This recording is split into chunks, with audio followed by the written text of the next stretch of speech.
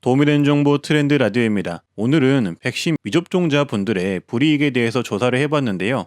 코로나 확진 시 추가 지원금을 못 받는 등 다양한 불편함이 있을 듯 합니다. 따라서 오늘은 백신 미접종자 불이익 5가지를 조사해봤습니다. 바로 보러 가시죠. 네, 첫 번째, 가족이 코로나 확진 시 가족도 격리가 되는데요. 미접종자 가족분이 있을 경우 격리 기간이 추가됩니다. 예방접종을 완료한 가족분들은 7일만 격리하면은 격리 해제가 되지만 예방접종 미완료자의 경우 7일 플러스 추가 격리 10일이 적용이 되어 훨씬 더 많은 기간을 격리해야 합니다. 네, 그리고 두 번째, 코로나 생활 지원비 중 추가 생활비가 미접종자에겐 지급이 되지 않습니다. 12월 8일부터 정부는 코로나 추가 생활 지원비를 지급하는데요. 기존 지원비에 훨씬 더 많은 금액을 추가로 지급합니다. 하지만 미접종자는 이 혜택을 받을 수가 없습니다. 따라서 이 표를 참고해 보시면 백신 완료자가 코로나에 걸리면 이 표에 보이는 합계의 금액을 받을 수 있지만 미접종자는 추가 생활 지원비를 제외한 1인 가구 33만 9천 원, 2인 가구 약 57만 2천 원, 3인 가구 약 73만 9천 원, 4인 가구 약 90만 원 정도만 받게 됩니다. 네, 그리고 세 번째는 내년 2월부터는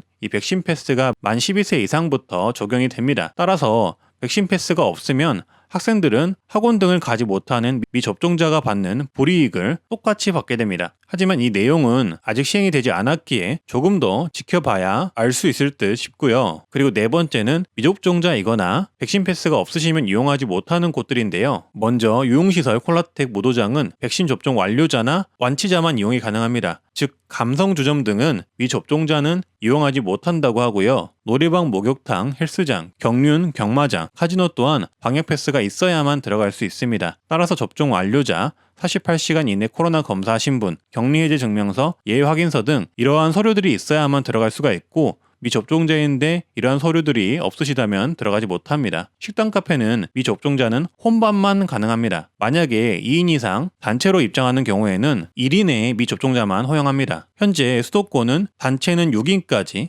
지방은 8인까지 입장이 가능한데요. 이 경우에도 1인까지만 미접종자를 허용합니다. 그 이상은 허용하지 않고 있고요. 만약에 단체 무리 중 여러 명이 미접종자인 경우에는 코로나 음성 확인서 등 방역 패스에 준하는 서류가 있어야 합니다. 네, 그리고 영화 공연장, 독서실, 스터디 카페, PC방, 도서관도 접종 완료자와 방역 패스가 있는 분들만 이용이 가능하고요. 실내 스포츠 경기장도 마찬가지입니다. 그리고 마지막으로 학원 또한 접종 완료자, 방역 패스 있는 분들만 이용이 가능합니다. 다른 시설들도 방역 패스가 있으셔야만 이용이 가능한데요. 학원 부분은 앞으로 2월부터 청소년 방역 패스가 도입이 되면 청소년도 똑같이 미접종자면은 학원을 이용하지 못하게 적용한다고 하는데 현재 이 부분이 논란이 많아서 그대로 적용될지는 지켜봐야 알 수 있을 듯 싶습니다. 그리고 5번째는 현재 정부는 미접종자 치료비 자부담을 고민하고 있다고 합니다. 아직 시행이 된 건 아니지만 논의 중인 사항으로 파악이 되고요. 만약에 이게 시행이 되면은 미접종자이신 분들 중에 코로나에 걸리신 분이 생긴다면 치료비 일부를 본인이 부담해야 하는 상황이 나올 수도 있게 됩니다. 네, 이렇게 현재 백신 패스, 즉 방역 패스의 도입으로 미접종자의 불이익이 점점 커지고 있는데요. 이 부분 참고해 주시길 바라겠습니다. 네, 오늘 내용 여기까지고요. 앞으로도 도움이 되는 정보로 찾아뵙겠습니다. 구독과 좋아요, 알림 설정 부탁드립니다. 감사합니다.